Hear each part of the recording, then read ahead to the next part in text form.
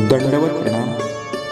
देवश्री चक्रधर या चॅनलवर ऐकत असणाऱ्या सर्व अच्युतपुत्र श्रोत्यांचे हार्दिक स्वागत।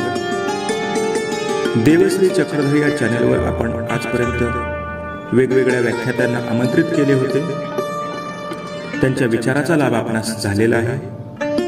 आजही आपल्याला एक उत्तम असे प्रवचनकार, संगीत प्रवचनकार, सुंदर असे पोवाडे मोठमोठ्या अधिकरणावर तयार करून महावाक्याच्या पोथ्यामध्ये ज्यांनी सादर केलेले आहेत असे आसोला पाटी निवासी, तालुका जिल्हा परभणी येथील परमपूज्य पट्टाधिष्ठित महंत श्री दुधगावकर बाबा शास्त्री आज आपणास व्याख्याते म्हणून लाभलेले आहेत।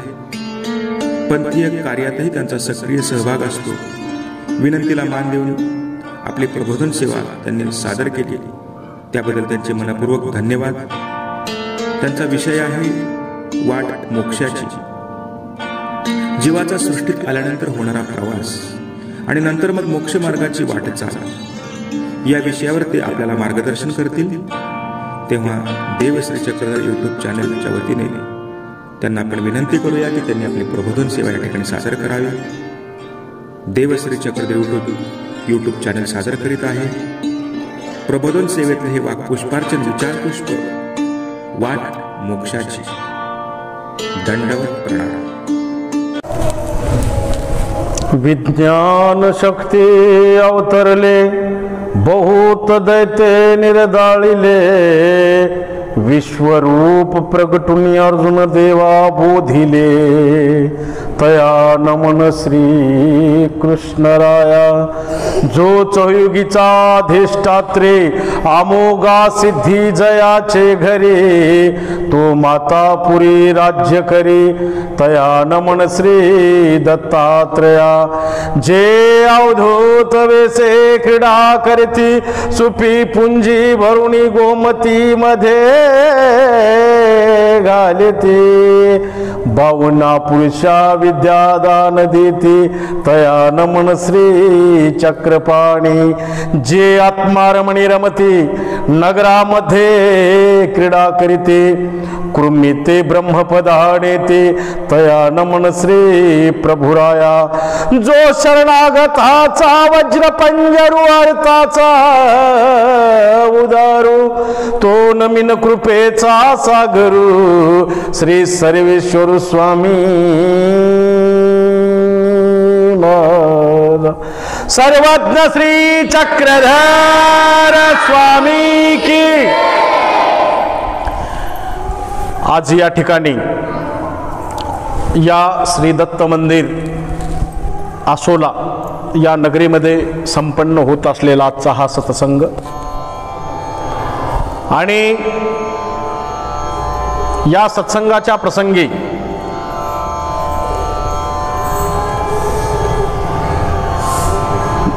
देवश्री चक्रधर या चॅनलवर आजचा हा सत्संगही प्रस्तुत होत आहे। आणि जे लीळा चरित्र आहे,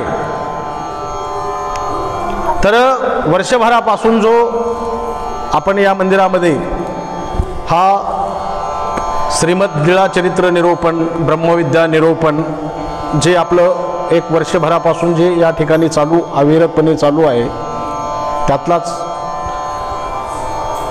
आज थोडंसं एक वेगळं काहीतरी मनातलं बोलू आणि आमचे परमस्नेही आदरणीय श्रद्धेय प्रातस्मरणीय तपस्वी राजदादाजी राहेरकर यांच्या मनातलं बोलू काही अशा या खरं तर ते या नगरीमध्ये आले, आपल्या सर्वांना त्यांनी दादांनी भेट दिलेली आहे। दादा म्हणाले 9 जानेवारी बाबा तुमचा वाढदिवस आहे आणि जाता जाता वाढदिवसाच्या शुभेच्छा मी तुम्हाला देऊन जातो आणि म्हणून भेटीसाठी मी तुमच्या आलो, म्हणून आज आपल्यामध्ये ते आलेले आहेत। तर बंधूंनो, या जीवनामध्ये खरं तर आपण जन्माला आलो, जीवन जगतो आहे, एक दिवस आपला अंतही होणार आहे,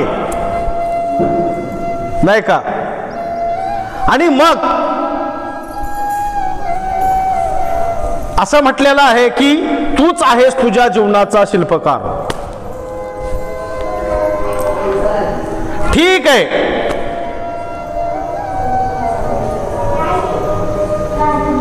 आपण जन्माला आलो, ठीक आहे, मृत्यू निश्चित आहे आणि जीवनामध्ये जे प्राप्त करायचं आहे ते नेमकं काय आहे. म्हणून कौन देश से आया जोगी, कौन तुम्हारा नाम, कौन तुम्हारी माता पिता, कौन तुम्हारा धाम. कौन देश से आया जोगी, कौन तुम्हारा नाम, कौन तुम्हारी माता पिता, कौन तुम्हारा धाम. अरे बाबा, तू जन्माला आला, ठीक आहे. कुठे जन्माला आला? आज परभणी आसुला नगरीमध्ये, नाही का? ठीक आहे. जेव्हा इथे जन्माला आलाच नव्हता तेव्हा तू कुठे होता? माहिती नाही. ठीक आहे, जन्माला इथे आल्यानंतर कुठे जाणार आहे? माहिती नाही. जीवनामध्ये तुला काय साध्य करायचं आहे, कशासाठी जीवन आहे, माहिती नाही. आणि म्हणून ह्याचं जे उत्तर आहे, याचं उत्तर विद्वानांना कळालं, संतांना कळालं, ज्ञानीजनांना कळालेलं आहे. आणि म्हणून संत म्हणतात, तम देश से आया जोगी, जीव हमारा नाम. मायेच्या तम स्वरूपामधून देह धारण करून हा जीव इथे जन्माला आला, जीवात्मा हा. तम देश से आया जोगी, जीव हमारा नाम, कृष्ण हमारी माता पिता, मोक्ष हमारा धाम. शाश्वत जे माझं नातं आहे, जे शाश्वत माझे आई वडील आहेत, कधी नष्ट न होणारं जे नातं आहे ते म्हणजे भगवंत गोपाल श्रीकृष्ण. कृष्ण हमारी माता पिता आणि मोक्ष हमारा धाम. जीवनामध्ये जे प्राप्त करायचंय त्याला म्हणायचं मोक्ष. आणि मोक्ष हे प्राप्त करण्याचं जे देह आपल्या डोळ्यासमोर ठेवून आपल्या जीवनाची आध्यात्मिक वाटचाल, जीवनाची जडणघडण ही आपण निश्चित केली पाहिजे. कृष्ण हमारी माता पिता मोक्ष. महर्षी व्यासांनी सुद्धा भगवंताशी जेव्हा नातं जोडलं तेव्हा त्वमेव माता च पिता, त्वमेव बंधुश्च सखाः, त्वमेव विद्या द्रविणं, त्वमेव सर्व मम देव देव. संत तुकोबाराय सुद्धा म्हटले, कृष्ण माझी माता, कृष्ण माझा पिता, बहीण बंधू चुलता कृष्ण माझा, कृष्ण माझे गुरु, कृष्ण माझे तारू उतरी पैल पारू भाऊ नदीचा, कृष्ण माझे मन, कृष्ण माझे जन, सोयरा सज्जन कृष्ण माझा, तुका म्हणे माझा श्रीकृष्ण विसावा, वाटे न करावा परता जीवा. कृष्ण हे माझं जीवन आहे, मोक्ष हे माझं प्राप्तीचं ठिकाण आहे, ते मला जीवनात प्राप्त झालं पाहिजे. आम्ही म्हटलं तुमचं नाव काय? म्हणले बाबूराव. आता तुमचं नाव बाबूराव नाही का? मुलं तुम्हाला पप्पा म्हणतात, पत्नी तुम्हाला आहो म्हणती. एक नाव आहे का तुम्हाला? काय बहीण तुम्हाला दादा म्हणती. एकाच माणसाला कितीतरी नाव आहेत, वेगवेगळी नाव आहेत नाही का? कितीतरी वेगवेगळी नावं आहेत. पण म्हणले तुमचं गाव, मुक्काम पोस्ट आसोला तालुका जिल्हा परभणी आहे का? हा परमनंट पत्ता नाही. आणि म्हणून तो पत्ता आहे कृष्ण हमारी माता पिता. कृष्ण हे माझे आई वडील आहेत आणि जिथे मला जायचं आहे ते मोक्ष. मोक्ष इष्यामि वासुचः. मोक्ष हे तुमचं साध्य आहे. मायेच्या तम स्वरूपातून खरं तर हे सगळे अज्ञान, निरानंद असलेली ही सगळे जीव त्या मायेच्या तम स्वरूपामध्ये अंधाऱ्या खोलीमध्ये तळमजल्यामध्ये सडक पडलेले होते सगळे निरानंद जीव। आणि या निरानंद जीवाला आनंद देण्यासाठी त्या परब्रह्म परमेश्वराने या सृष्टीची रचना केली।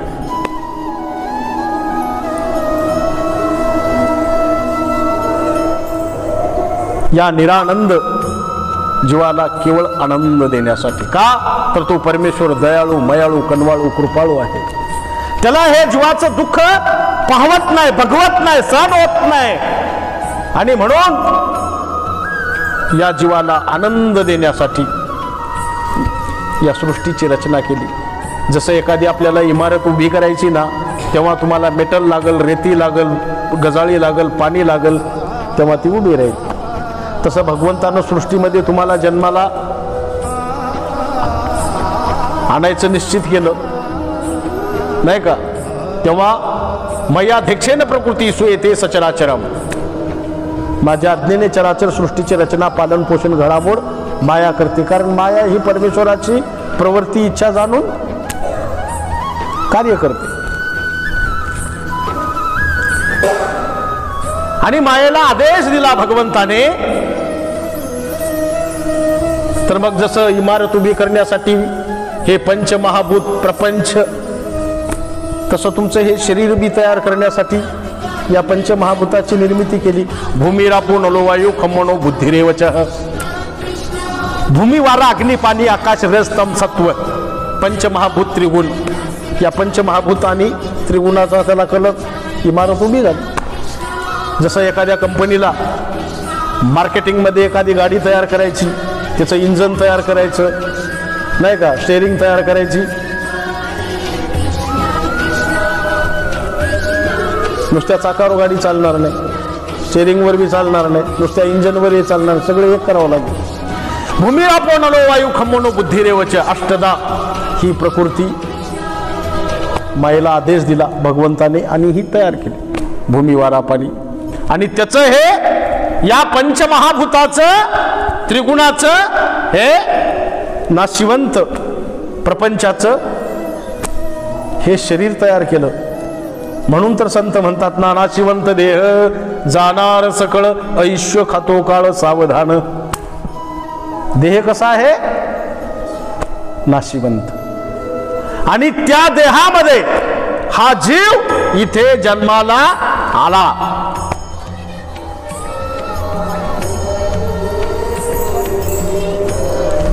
म्हणून इथे आल्याच्या नंतर नुसता जीवच नाही आला, जीवासोबत संलग्नही आला। संलग्न म्हणजे लागून असलेला, जसं इतर संप्रदायामध्ये सुद्धा म्हणतात जीव आणि शिव, जीव आत्मा। जीव शिव आले कोठोनी, कोठे होते मुळापासूनी, याच्या तत्वाची दीर्घमाळ ओवली रे गुरुरायाने, मोज कशी दावली रे। कारण या जीवाच्या सोबत संलग्न आहे, तो असा सोबत राहतो की जेव्हा जीवाचा उद्धार होण्याचा टाइम येतो ना, तेव्हाच तो जीवाला सोडतो, तोपर्यंत सोडत नाही। जोपर्यंत ज्ञान प्राप्त होत नाही तोपर्यंत जीवाला तो सोडत नाही, अगदी चिटकून राहतो जीवाच्या सोबत। जसं संलग्नाची जीवाची खूप मैत्री आहे, दोघं एका विचारानं राहतात, विचाराने एका राहतात, पण नेमकं होतंय काय माहित आहे का, की जीव आपलं बऱ्याच गोष्टी ऐकायला तयार राहतो, पण तो काही ऐकतच नाही। तो म्हणतो तुम्ही फक्त माझंच ऐका। घरचं संलग्न तसंच सांगतं ना। आणि जसं आता आपले जसे डोळे आहेत नाही का, हे दोन्ही डोळे मिळूनच राहतात सोबत, उजवा आणि डोळा आपला डावा, एकमेकाला सोडून कधी राहतात का? नाही। जेव्हा झोपतात तेव्हा दोघे एकदाच झोपतात, जेव्हा उठतात तेव्हा दोघे एकदाच उठतात। जेव्हा कुणीकडे पाहतात तेव्हा दोघे सोबतच पाहतात. त्यांची मैत्री कधी तुटती का? तुटत नाही. दोन्ही डोळ्याची तसंच यांची सुद्धा मैत्री लवकर तुटत नाही. फक्त फरकच एवढा आहे की एखाद्या वेळेस कधी डाव्यानं जर गुन्हा केला तर झपका उजव्याच्या बाजूने बसतो. म्हणजे चूक डावा करतो आणि दुःख उजव्याला भोगावं लागतं. वाईट सगळं संलग्न करतो आणि दुःख जीवाला भोगावं लागतं. आणि म्हणून की जेव्हा तुम्हाला एखाद्या गुरुच्या सानिध्यामध्ये तुम्ही जेव्हा जाल किंवा ब्रह्मविद्या प्राप्त कराल, ज्ञान प्राप्त कराल, त्यावेळेस तुमच्यातलं अज्ञान नष्ट होईल.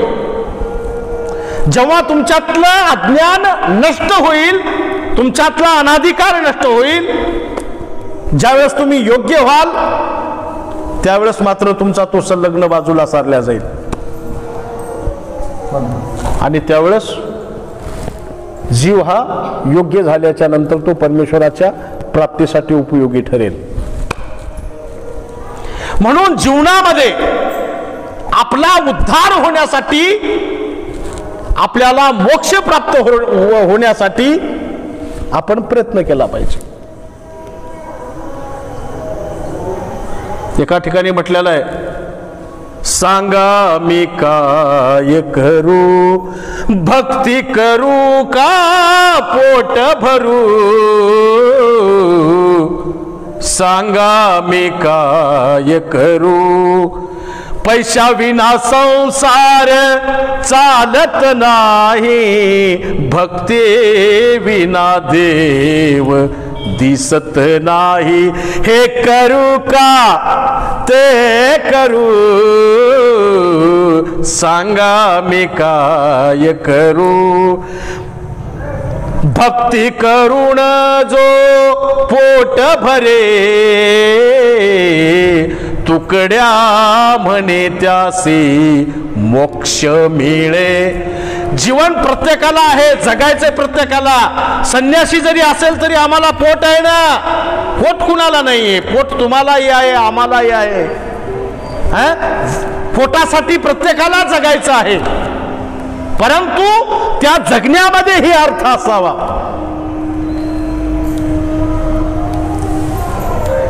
आपलंही पोट भरणार आहे, भक्ती मार्गातल्याचंही पोट भरणार आहे. तो योगक्षेमम वहाम्यहम, त्याला तो भगवंत थोडा उपाशी ठेवणार आहे, नाही का?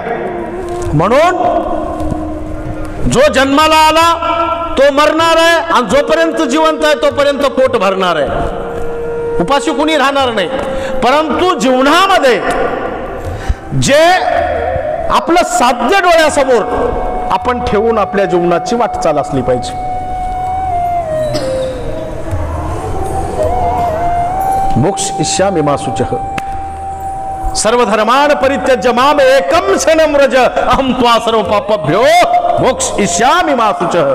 सर्वस्वाचा त्याग करून एक निष्ठेने मला शरणी येथ अनुसरा.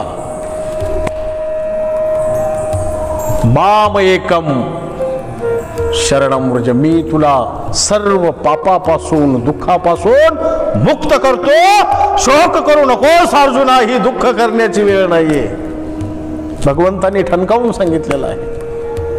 आणि म्हणून जीवनामध्ये विचार करण्याची ही गोष्ट आहे. तुम्हाला काय वाटतं की आपण खूप मोठी घरं बांधतो, नाही का? खरं तर हे पाखरं सुद्धा आपली छोटी छोटी खोपे वगैरे बांधतात, घरं तेही बांधतात. तुम्हाला असं वाटतं आपण परिवार जगवतो, ते सुद्धा आपल्या चोचीमध्ये चारा आणून आपल्या पिलांना जगवतात. जगवण्याचं काम तेही करतात, तुम्हीही करता. घरं तेही बांधतात, तुम्हीही बांधता. तुम्हाला वाटतं आम्हाला 2 लेकरं आहेत, त्यांना तर 4-4, 5-5 12 आहेत, तुमच्यापेक्षा पुढे आहेत. मग त्यांच्यातून तुमच्यात बदल काय आहे? जे काम ते करतायत तेच काम तुम्ही करत आहेत. म्हणून जे काम त्यांना शक्य नाही, सत्याचा शोध त्यांना घेता येत नाही, ब्रह्मविद्या अध्ययन त्यांना करता येत नाही, परमेश्वराचं नाम स्मरण त्यांना करता येत नाही, देव नाही त्यांना जोडता येत, तो तुम्ही जोडला पाहिजे. त्यांना नाही ग्रंथ वाचता येत, ते तुम्ही वाचले पाहिजे. सत्य असत्य त्यांना नाही समजत, तुम्ही तो शोध घेतला पाहिजे, संशोधन केलं पाहिजे, साहित्य अभ्यासलं पाहिजे. हे तुमचं काम आहे. जे काम त्यांना जमत नाही ते तुम्हाला जमलं पाहिजे. बाकीचे काम तर तेही करतात आणि तुम्हीही करतात. मग तुमच्यात आणि त्यांच्यामध्ये फरकच काय आहे?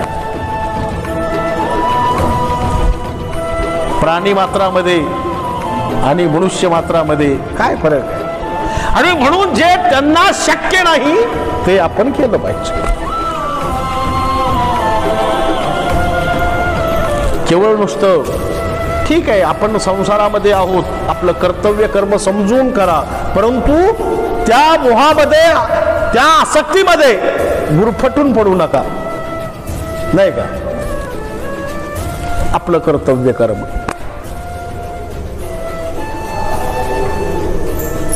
जीवनामध्ये मनुष्य हा आशावादी आहे. माणसाच्या आशा कधी संपलेल्या नाहीत. म्हणून ते म्हटलेलं आहे कवींनी सुद्धा, सोडी सोडी मनाची आशा, देहाचा नाही भरवसा, आला आला प्राणी जन्माला, मोहमायेतची गुंतला, विषयाने झाला तो पिसा, देहाचा नाही भरवसा. दास भानो कवी बोलला, ओळखावे प्रभू रायाला, या लागे ज्ञानाचा ठसा, पाहिजे रे गुरुमानसा. सोडी सोडी मनाची आशा, देहाचा नाही भरवसा. देह हा नाशिवंत आहे, एक दिवस हे सोडून जावं लागणार आहे. जीवन म्हणजे त्या ह्याच्यासारखं आहे. एक बाई बाजारामध्ये गेली कुंभाराकडे, तिनं मटकं घेतलं कुंभाराचं, घेतलं 20 रुपयाला छान असं मटकं घेतलं. रस्त्यामध्ये तिला दुसरी बाई भेटली.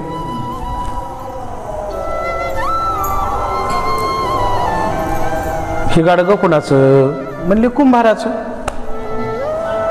बाई किती छान आहे म्हणली. केवढ्याला आणलं? सांगितलं त्याने. आणि मग ते गाडगं घेऊन ती बाई गेली पुढं. मग थोड्या वेळाने त्या बाईने ते गाडगं घरी ठेवलं. दुसरी बाई आली, म्हणली मा गंगूबाई तुझं गाडगं किती छान आहे. कुणाचं झालं गाडगं आता? गंगूबाईचं. आधी कुंभाराचं होतं. गंगूबाईने घरात नेलं गाडगं आणि ते ठेवलं दह्यासाठी. कोणतं कशा मिरचीसाठी, कोणतं मिठासाठी, कोणतं कशासाठी, तसं ते स्पेशालिटी झालं दह्यासाठी. मग गंगूबाई म्हणली अरे राजा ते दह्याचं गाडगं घेऊन ये बरं. गाडगं कुणाचं आहे का? आता दह्याचं झालं गाडगं. आधी गंगूबाईचं, आधी कुंभाराचं. गाडगं एकच आहे, फिरत राहिले. आणि ते दह्याचं गाडगं राजा घेऊन आला. येता येता हातातून पडलं, टचकन फुटलं. केर कचरा त्याचा तयार झाला. ते उकंड्यात गेलं. उन्हाळ्याच्या दिवसामध्ये आमच्या बळीराजानं, शेतकऱ्यानं तो सगळा खत गाडीमध्ये भरला आणि शेतामध्ये नेऊन टाकला. बरोबर आहे? गाडगं कुंभाराचं, परंतु कुंभाराने कशाचं तयार केलेलं होतं? मातीचं. मातीचं गाडगं कुंभाराचं झालं. तेच गाडगं पुन्हा गंगूबाईचं झालं. तेच पुन्हा दह्याचं झालं. आणि तेच पुन्हा उकंड्यामधून मातीत गेलं. मातीतून आलं, मातीत गेलं. तसं या जीवाला विविध नावं आहेत. पण आणि हे पंचमहाभूताचं हे शरीर आहे. आज या शरीरामध्ये हे नाव आहे, उद्या आणखीन वेगळं नाव आहे काय, पण आलं पंचमहाभूतातून झालं विलीन तिथंच. देह हे देह नाशिवंत, देह असा आहे मातीतून आला आणि मातीत गेला, नाशिवंत देह. आणि म्हणून की आपल्या जीवनामध्ये मी जेव्हा जन्माला आलोच नव्हतो तेव्हा कुठे होतो याचा शोध आपण आपला घेतला पाहिजे. ठीक आहे, आज मी आलो इथे आणि करतोय काय, जे काय काय करतोय, मोक्षासाठी जी धडपड करायला पाहिजे नाही का, ते प्रयत्न करा. जायचंय कुठं, मोक्ष मिळाला पाहिजे, मोक्षासाठी धडपड केली पाहिजे. हे आपलं साध्य आहे, अंतिम ध्येय आहे आपलं. मोक्ष इष्यामि मा शुची. बाकी जीवनामध्ये काय येणार आहे, मुट्ठी बांध के आया है मुट्ठी बांध के चला जाएगा. म्हणून बंधूंनो, तर या जीवनामध्ये परब्रह्म परमेश्वर, या परमेश्वराचं जे नामस्मरण तुम्ही करणार आहेत, हे नाम तुम्हाला त्या मोक्षापर्यंत घेऊन जाणार आहे.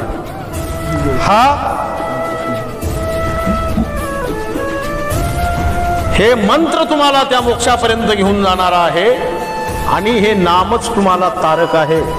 आणि म्हणून या परमेश्वराचं नामस्मरण करा. जसं आज आपलं 1 महिना झालं या ठिकाणी नामस्मरण चालू आहे, या मार्गशीर्ष मासानिमित्त, मासानाम मार्गशीर्षो नाही का. आणि 4 दिवसावर आपला समारोप आलेला आहे. समारोपाच्या निमित्ताने या ठिकाणी जो पंचावतार उपहार आहे, तर आपल्या जीवनामध्ये हे जीवनाला हे दिशा देणारे जे आध्यात्मिक, हीच खरी शिदोरी आपल्या जीवनामध्ये सोबत असणार आहे. संपत्ती सोबत राहणार नाही, संपत्ती सोबत राहणार नाही. आपण जे ही जी आध्यात्मिक शक्ती, आध्यात्मिक भक्ती ही जी निर्माण केलेली आहे, हीच आपल्याला तारक आहे. म्हणून स्थान, प्रसाद, भिक्षुक, वासनिक यावर सुद्धा आपली श्रद्धा असली पाहिजे, कारण ते सुद्धा 4 साधनच आहेत आपल्याला तिथपर्यंत घेऊन जाणारे. आणि हे सगळं आपण जीवनामध्ये, हे सगळं जे मोक्षासाठी जीवन आवश्यक ज्या काही गोष्टी आहेत, ह्या आपण जोडल्या पाहिजे.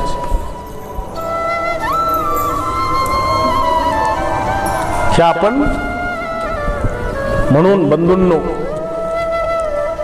ज्या बाकी तर हा सगळा आपण जीवनामध्ये जो काही व्यवहार करत आहात नाही का, हा लौकिकदृष्ट्या ठीक आहे, पण जे सोबत येणार आहे परब्रह्म परमेश्वर तुमच्यासारख्या चांगल्या माणसाचा शोध घेत आहे की या उद्धरणाच्या वाटेवर एखादा जीव कुणी येणारा आहे का.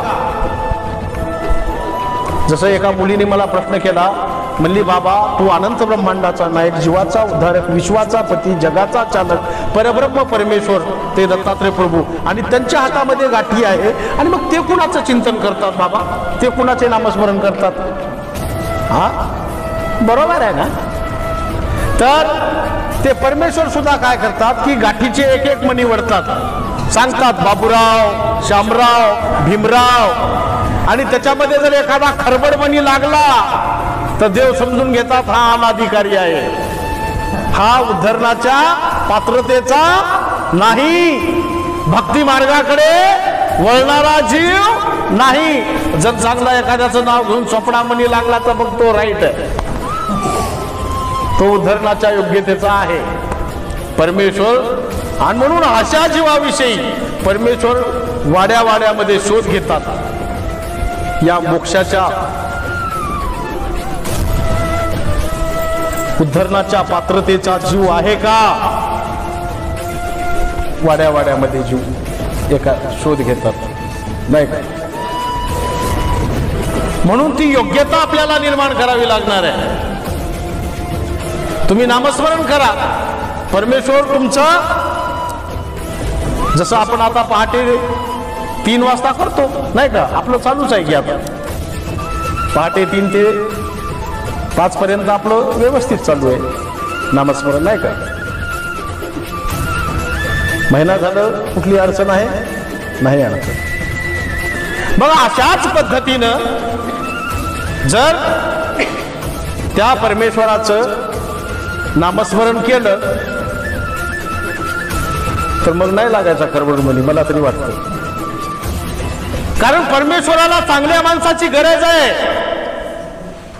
जसं बाबुळगावकर बाबाजी सांगतात ना आपल्या प्रवचनामध्ये की चोराला सुद्धा वाटतं की माझा जो पार्टनर आहे दुसरा चोर तो इमानदार असला पाहिजे।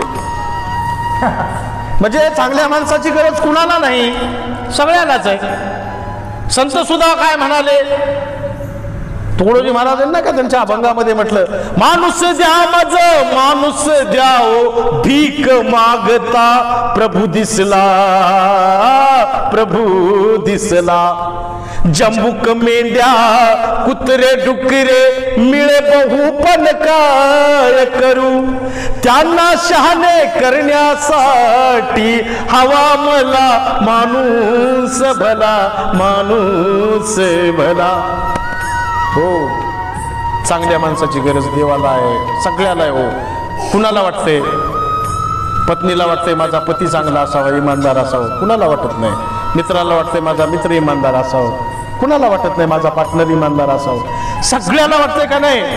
मी कसाही असो पण माझा पार्टनर चांगला असावा, इमानदार असावा, ही अपेक्षा सगळ्यांनाच आहे ना? देवाला सुद्धा वाटते माझा भक्त हो चांगला असावा।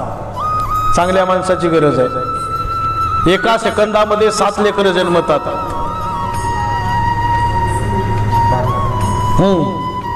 4 मरतात। एवढी अफाट लोकसंख्या या देशामध्ये वाढते। जेव्हा देश स्वतंत्र झाला तेव्हा किती लोकसंख्या होती? 42 कोटी, नाही का? आणि आज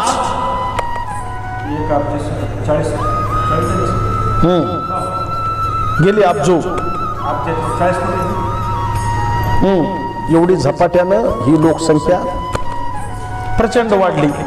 मग आपण म्हणू ना देवाला, पूर्वीपेक्षा आता खूप माणसं झालेत, तरी देवाला माणसाची काय गरज आहे? तरी देव कशासाठी माणसं मागत असेल? हे एवढी माणसं नाहीत का? अरे ही का माणसं आहेत का ज्या माणसामध्ये बळ, पराक्रम, जाणीव, शानीव, ऐश्वर्य कुठलेच गुण नाहीत, ज्या माणसामध्ये सदाचार, सहिष्णुता, प्रेम, मानवी मूल्य कुठलंच नाही, सगळी घसरण झालेली आहे? आणि अशी काय ती माणसं आहेत का?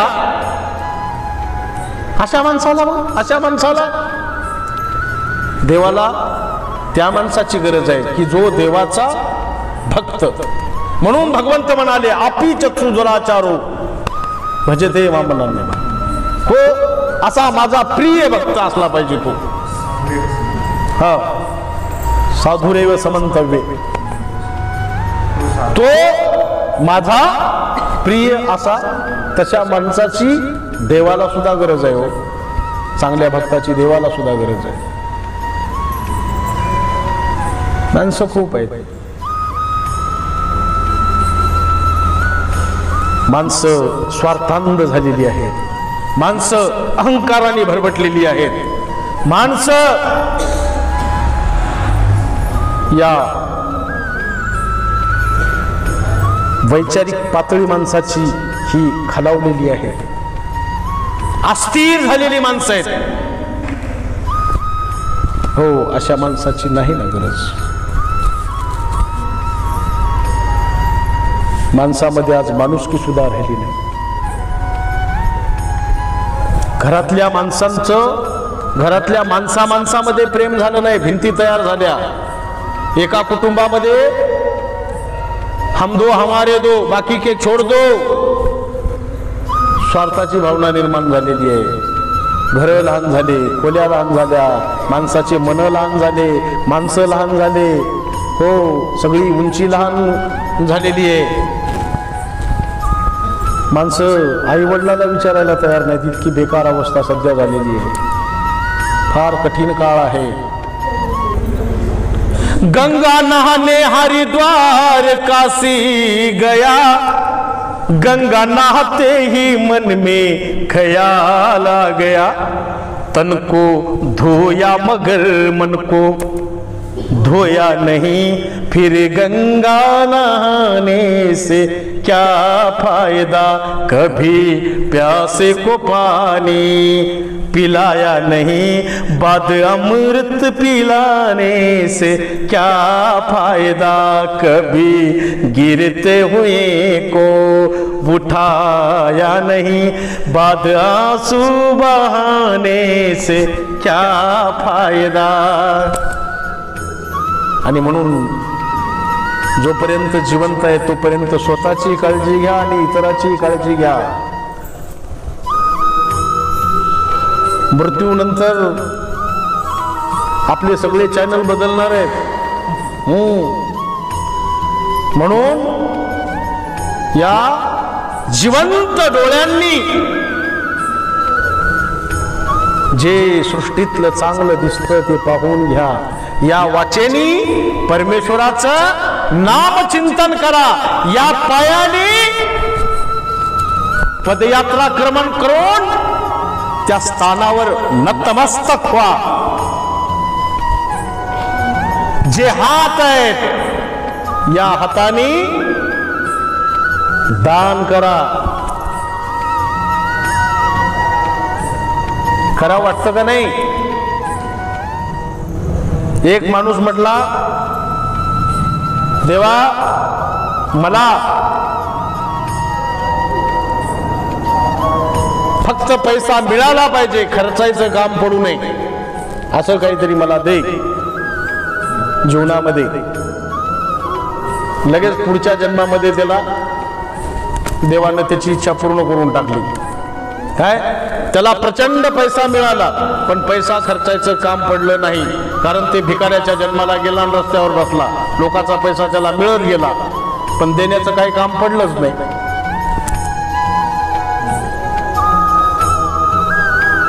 दुसरा म्हणला, मला असं पाहिजे की काम नाही लागलं पाहिजे, लोकांशी जास्त बोलण्याचा संबंध पडू नये, कामाचा संबंध पडू नये, पण माझा पैसा मला मिळाला पाहिजे, काम कमी आणि मोबदला जास्त. देव म्हणला, तुझी बी इच्छा पूर्ण करून टाकू. की लगेच पुढच्या जन्मामध्ये त्याला चांगल्या ठिकाणी नोकरी लागली. लोक त्याला बोलत नव्हते, काही नाही जास्त, कुठलं काम बी त्याला जास्त नाही, पण त्याला पैसे देऊन टाकायचे. रेल्वे स्टेशन बस स्टँडच्या त्या तिथे संडासच्या तिथे जो तो त्याला हा बसला टेबल टाकून तिथं, याला लोक पैसे द्यायचे, कुणी बोलायचं नाही, काही नाही, निघाले पुढं. तसं तुमच्या जीवनामध्ये तुम्ही मागा, म्हणावं देवा मला असं काहीतरी दे. काय मागता? तुमच्या जीवनामध्ये देवाला एकच मागा की देवा देवच मला झाला पाहिजे. मोक्ष इच्छामि मा शुच, माझा उद्धार झाला पाहिजे, मला मोक्ष मिळाला पाहिजे. हे जे कुत्रे मांजर नाही का, हे जे चार पायाचे प्राणी आहेत, वर उडणारे काही पक्षी आहेत, सरपटणारे प्राणी आहेत, सापाल गोमिंचू वगैरे वगैरे, ही जी 84 नरकते जीवा दाखवू नको माधवा. या सर्व नीच कर्म योनीतून मुक्त होण्यासाठी आपल्याला त्या परमेश्वराशी एक रूप व्हावं लागेल, त्या परमेश्वराचं स्मरण करावं लागेल, त्याला अनुसरावं लागेल. मोक्ष इच्छामि मा शुचः, तेव्हा तुम्हाला जीवनामध्ये मोक्ष प्राप्त होईल. आणि म्हणून बंधूंनो, आज या ठिकाणी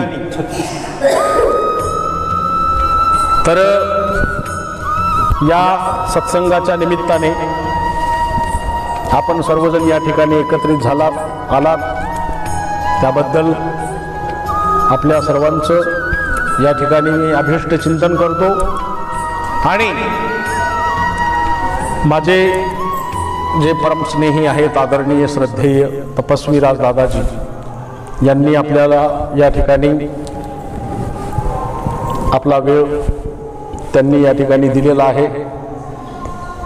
खरं तर त्यांचाच आता सत्संग होणार होता, परंतु ते मला म्हणाले तुम्ही बोला, आणि म्हणून मी वेडावाकुडा बोलेल पर तुझाची म्हणवेल, आणि म्हणून हे तोडके मोडके शब्द आज रोजी या सत्संगाच्या निमित्ताने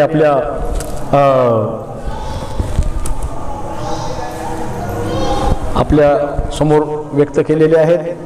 दादांचं प्रेम आहे, आणि या ठिकाणी जे देवश्री चक्रधर खरोखरच या चॅनलच्या माध्यमातून तळागाळापर्यंत सर्वसामान्य लोकांपर्यंत या चॅनलच्या माध्यमातून आमच्या स्वामी श्री चक्रधर प्रभूंचे विचार पोहोचलेले आहेत,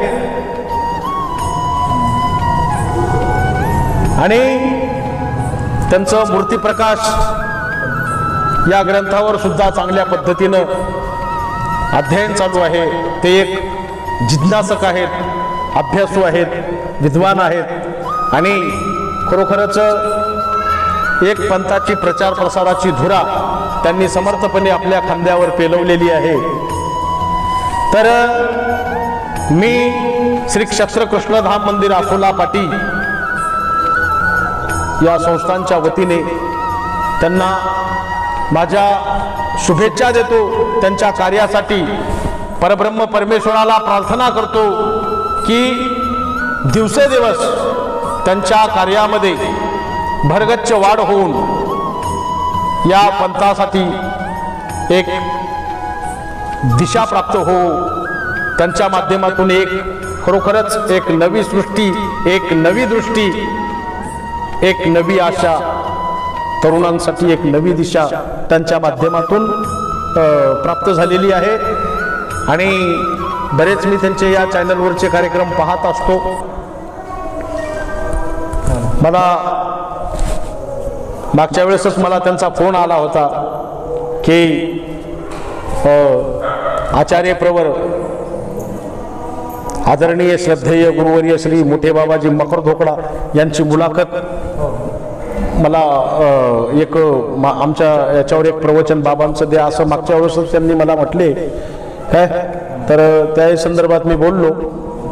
तर तुमचं प्रचार प्रसाराचं काम जे आहे हे खूप अत्यंत स्तुत्य आहे, आणि म्हणून या ठिकाणी मी तुम्हाला लाख लाख शुभेच्छा देतो, आणि या ठिकाणी धन्यवाद देऊन लांबलेल्या शब्दांना विराम देतो.